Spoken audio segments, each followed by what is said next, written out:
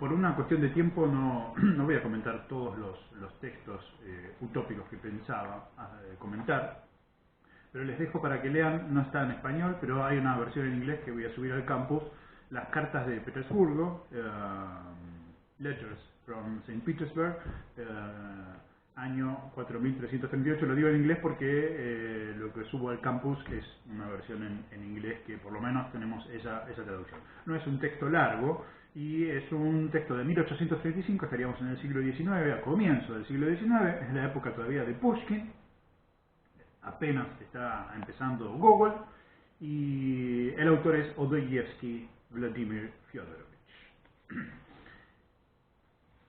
Sí, me gustaría comentar un poquito más en detalle una utopía de 1920, ya en el siglo XX, que es una fecha muy interesante, porque en 1920 se escribe Nosotros, de Samiatin, que es una distopía, y de la misma fecha es Rur.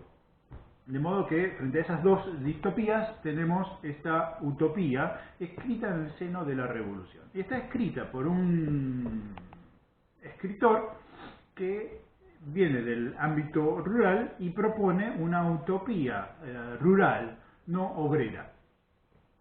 Es muy interesante porque, bueno, comienza dando... hay como un sueño del narrador que se va a despertar paradójicamente en el año 1984, es decir, el año en que transcurre la novela de Orwell, que seguramente habrá leído alguna traducción en inglés de este texto. Me parece demasiada coincidencia el año.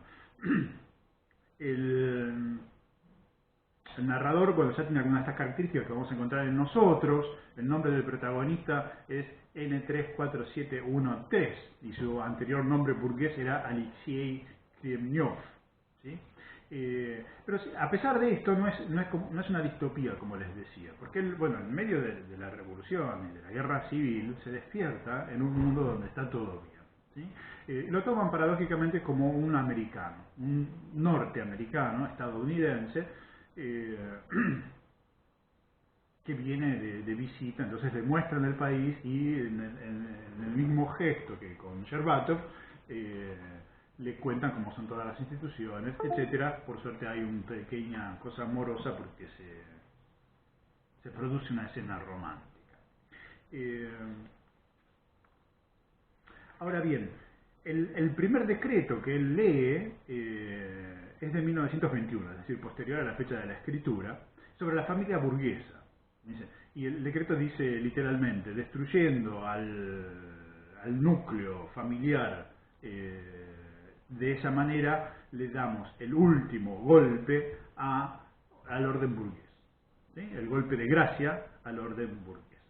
Esto es interesante porque nosotros nos vamos a enterar en lo que viene que esta utopía rural es en muchos sentidos socialista y conservadora a la vez.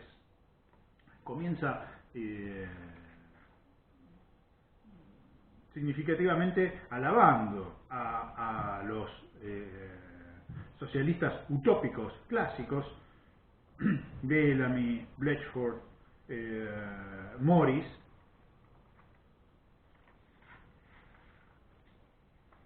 y ahí es cuando se duerme y despierta en el país utópico, ¿sí?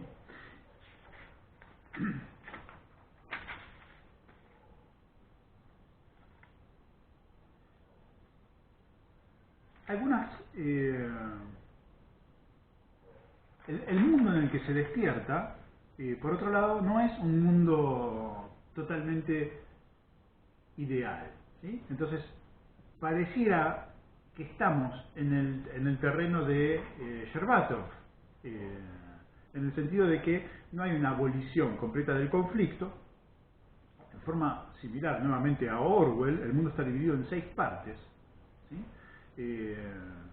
Que si bien no están permanentemente en guerras entre sí, parecen estar como aisladas, ¿sí? Lo que permite que, fíjense, estos estadounidenses vengan a ver cómo es el mundo rural ideal de Rusia en ese momento, como si no supieran nada al respecto por el aislamiento.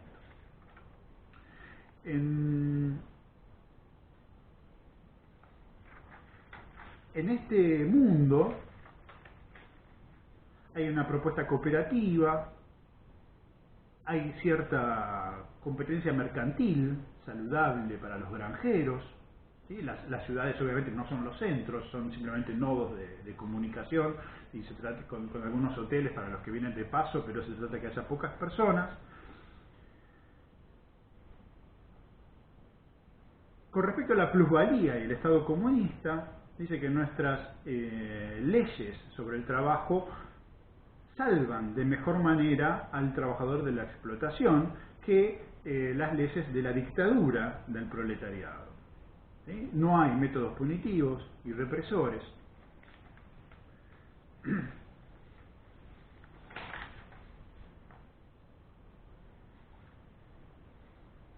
Y propone un espacio que está pensado de esta manera. Cito: dice, la época del colectivismo estatal, cuando la ideología de la clase trabajadora realizaba sobre las tierras sus ideales por los métodos del absolutismo ilustrado, condujo a la sociedad rusa a ese estado de reacción anárquica. Me parece muy interesante la frase, porque hay una reflexión en medio de la Revolución Rusa, en este caso, sobre las características del Estado que se está construyendo, y que Chaiyanov acá relaciona directamente con los métodos del absolutismo ilustrado. A mí me parece que la misma lectura podemos hacer de Zamiatin, la vamos a hacer dentro de 2 clases cuando veamos esa novela. Es una lectura que hay que hacer entre líneas, ¿sí? En ningún momento habla del absolutismo ilustrado de Zamiatin, pero me parece que por ahí va la cosa. Volveremos sobre el tema más tarde. Y por último, para cerrar este comentario sobre Chaiyanov, algo que también nos va a permitir entrar después en Zamiatin sobre todo, y es la idea del hombre nuevo. ¿Sí? A diferencia de quienes creen que se puede cambiar al hombre en algún sentido, o de que el hombre cambia, si ustedes quieren, y por lo tanto es posible esperar un nuevo tipo, dice en este texto Chaiyanov, por boca del narrador, la experiencia política de siglos nos enseña que la naturaleza humana casi siempre permanece naturaleza humana.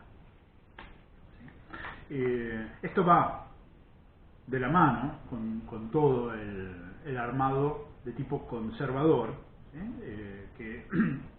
que tiene la vida rural, ¿no es cierto? Que por ser rural es de esperar se atenga más fuertemente a las tradiciones y por lo tanto trate de conservarlas.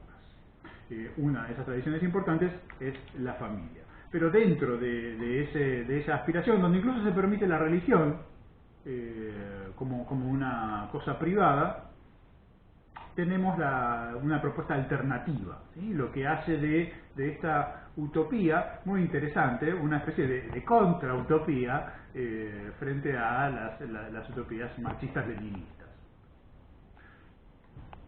Nos vemos la clase que viene.